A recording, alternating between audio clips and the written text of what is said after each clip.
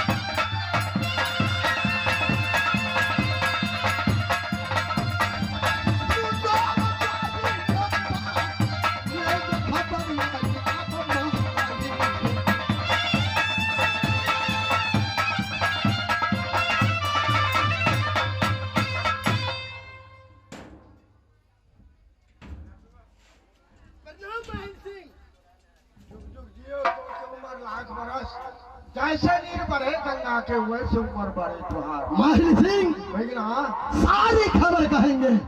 कैसे कलिंगर पति का क्या हुआ, कौड़ी मिला कि नहीं मिला क्या?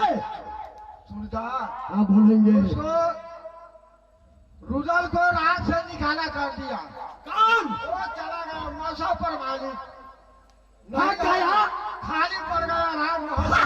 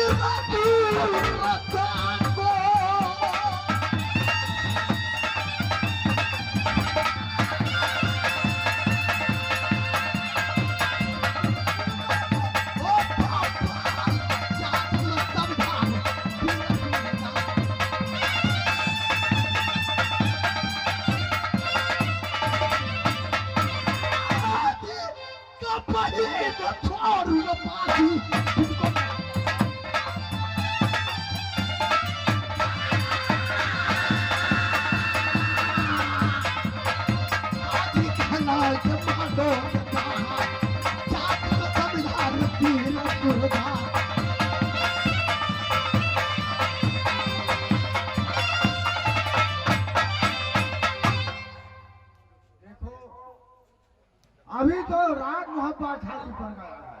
जी हाँ, यही मौका है, यही मौका है। अच्छा चंद्रावती जो है मौसा परमाली को कौन? बेटी चंद्रावती यही नीत पूर्णिमा को अच्छा रामा भसाने के लिए जाएगी। कहाँ? नदी बेटिया के ऊपर क्या करना चाहिए? वहाँ जा करके उसको डोली घेर करके अच्छा और तुम अपना किला द्वीप में आन करके तुम शादी रचा लेना।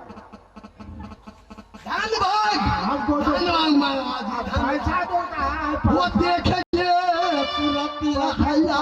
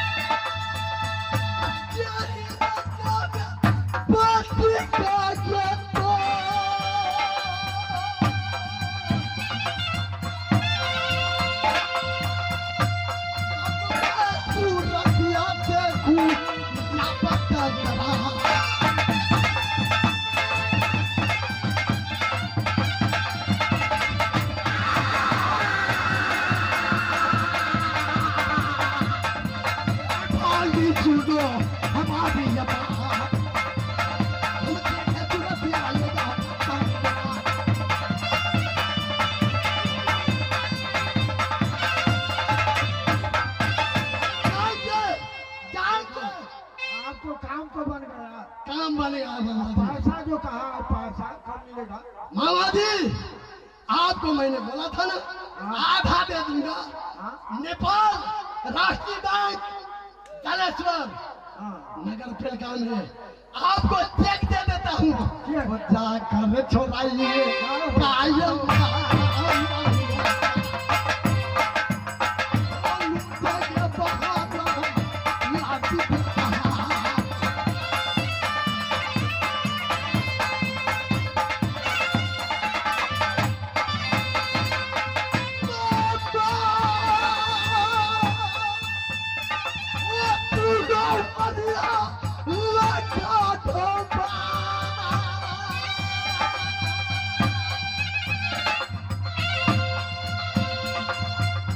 वो टूटे खोगे के हम नगरा दिल्ली।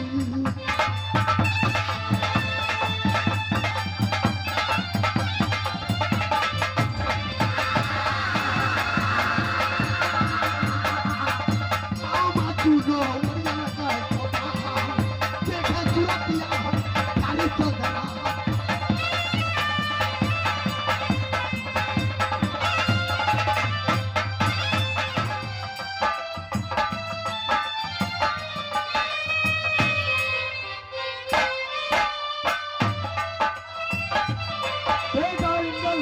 चाचा जी मैं आपसे एक बात कहना चाहता हूँ। कहो बेटा, क्या कहना चाहते हो? लगता है ये माँ दुर्गा मोहब्बा मेरी उठ गई है, इसीलिए हम सब प्राणी को ये विपद सता रहे हैं। मेरा मन में उपतन हो रहा है, आप आदेश आप दीजिए, मैं जंगल जाऊंगा, फूल चुनकर लाऊंगा। सब प्राणी गंगा जी में नहाने के बाद माँ दुर्गा की पूजा करेंगे। माँ दुर्गा प्रकट होगी तो विपद समाप्त हो जाएंगे। सही कहा। अगर तुम्हें इच्छा है, मैं फूल लोड करके और जगदम्बा को पूजा करूंगा तो कोई हर्ज की बात नहीं है, जा सकते हो बेटा।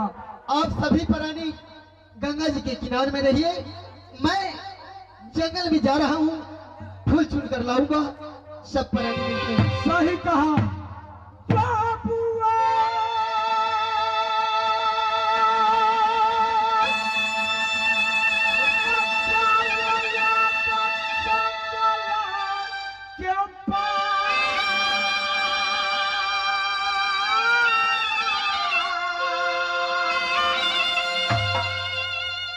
रे फूल लोढ़ के लाओ रे बेटा, ई सजंगा।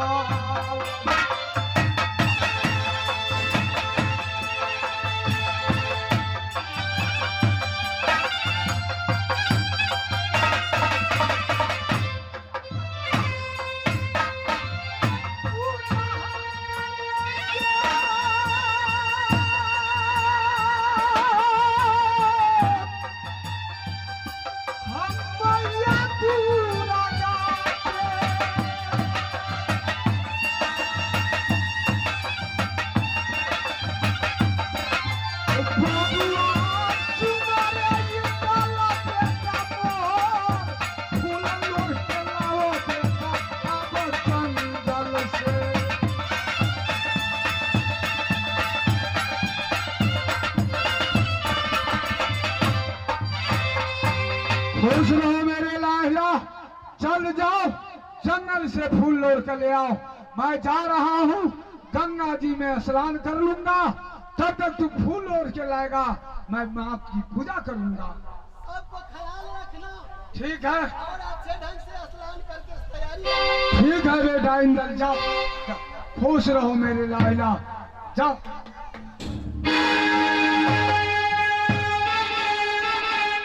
जा रहा हूँ।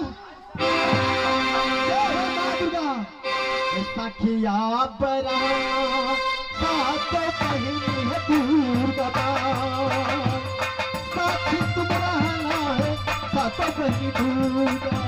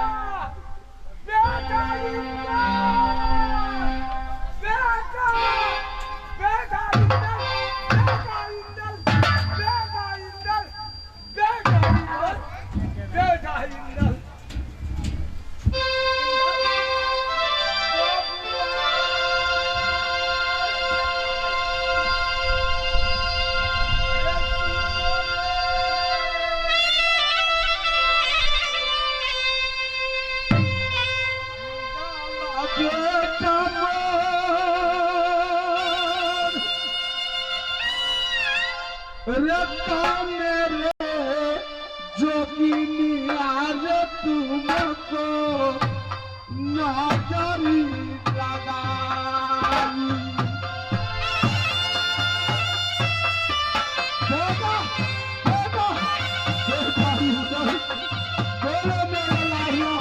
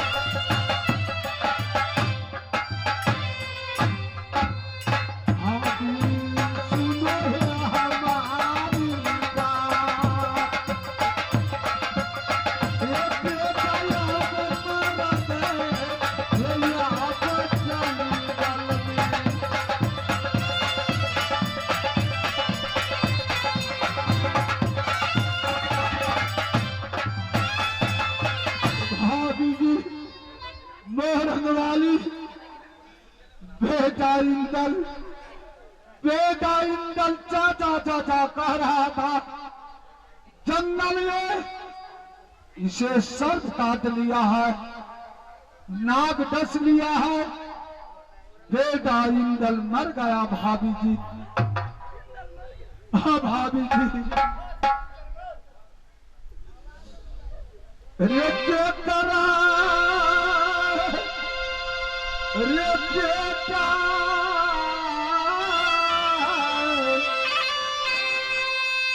कहेंगे इंदलिया बेटा इंदल रे कोई रे भाई मेरा ये तो बेटा इंदला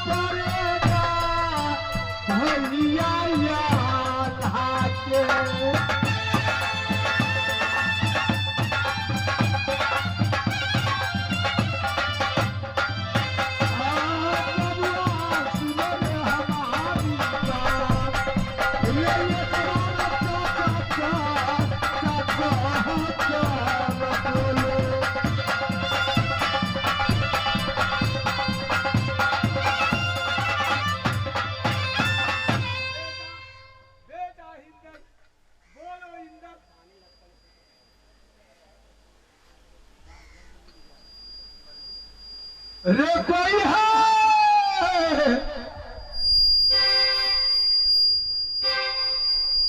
इसी तरह राजा हरिचंद को जब विपद पड़ा उनको बेटा रोहित को सर्प डस लिया।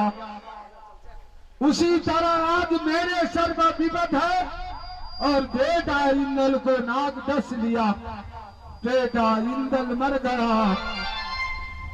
ले चलो जहां श्मशान घाट है वहां बेटा इंदल के ले चलो। महाराज बाबू इंदल को क्या हो गया? इसे सर्प डस लिया जंगल में, बेटा मर गया। क्या बाबू इंदल मर गए? हाँ भाई जाओ लेकर आओ, जितने सामान है सब लेकर आओ। बेटा इंदल को ले जाएंगे श्मशान घाट में, लाश जला देंगे। ठीक है महाराज मैं जा रहा हूँ। ले आओ लाश जला देंगे बेटा इंदला को।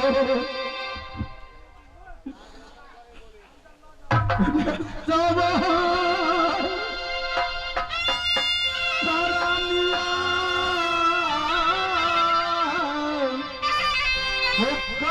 जिएंगे यार। हाय भगवान होते जाए कारण में उगल प्राण के जगेगा।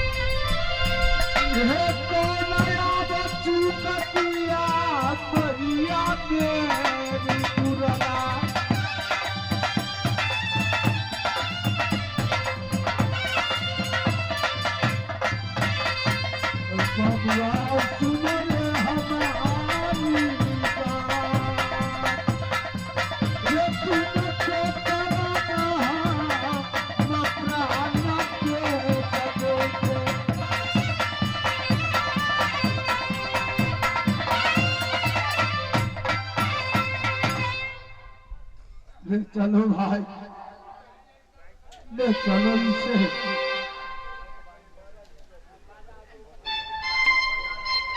दुनिया का हार लेके,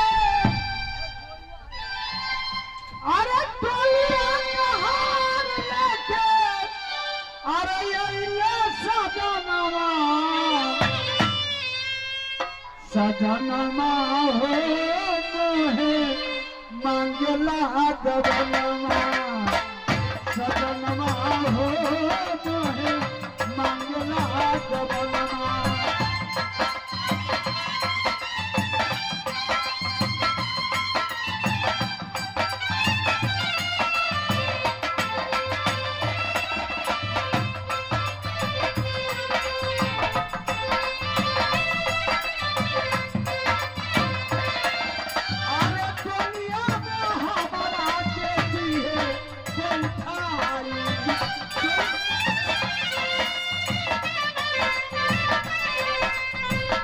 मानव को तन से प्राण जब छोड़ देता है तो हाराबाद से गोली बनता है, उसमें 4 पहाड़ लग जाता है। तो दुनिया में हमारा देती है कोई ठाई,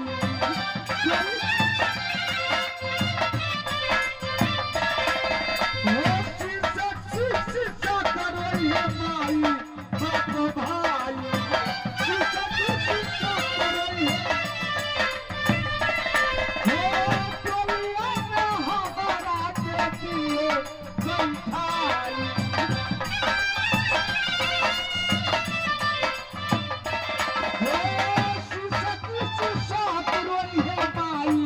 बाप भाई,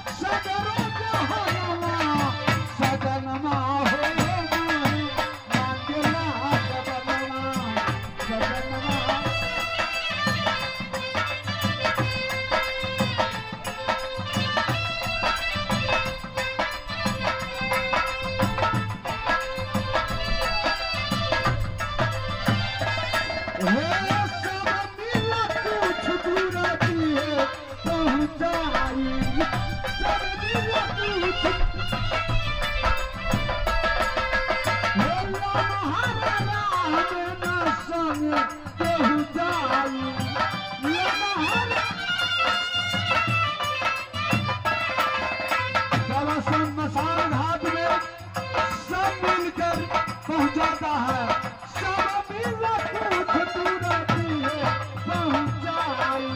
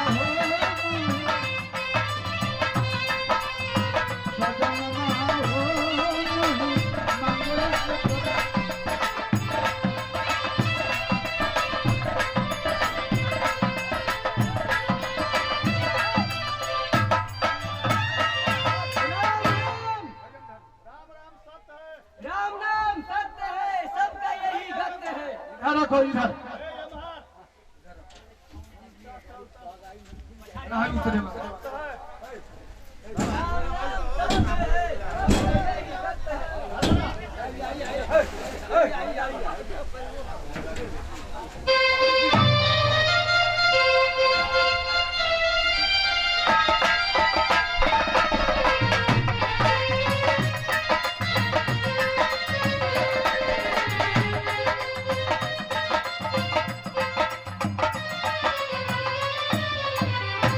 ये मेंढकवना घाट श्मशान घाट है।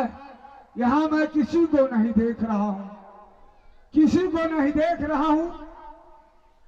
जो यहाँ का घटवार है, जब वो आएगा तो मैं अपना बेटा उंदल को लाश जलाएगा।